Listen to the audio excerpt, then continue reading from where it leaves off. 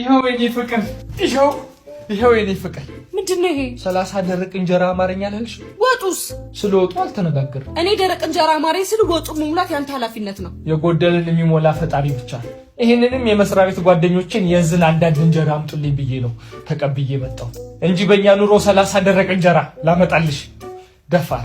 እንደ ሚኒስቴር በሞተረኛ ነው ታጅቤ መጣሁ አይደል? አንተማ በዚህ አይነት ራስን ስታጠፋ ማየት አማረኝ ብለህ ላታጠፋ ነው ማለት ነው። ምን በወጣኝ ጠፍቻለሁ እኮ ያለው ነው እንደሚመስልሽ?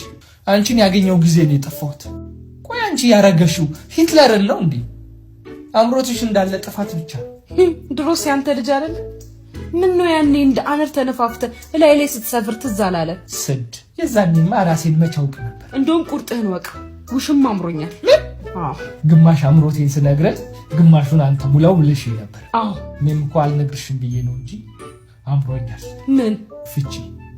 ሲጀመር ልጁ እኔን አይመስልም። በምን አባህ አወቅ? የእርግዝና ራጅሽ ላይ አይቼዋለሁ። እኔ ቀይና ራስታ ልጅ ልወልድ አልችልም በፍጹም። እናማ እንጀራዬን ይዤ እሄዳለሁ። ሌላ ኑሮ መሰረታለሁ እንጂ ቢያንስማ 15ቱን እንጀራ አስቀምጠህ ነው የምትሄደው። ውርሴ ነው። ተይ እባክሽ መጋዣ። እሺ ቢያንስ ሀፋፍ እንካፈል። ውሽማሽ ያኖርሽ። ኧረ ሀፋፍ እንካፈል።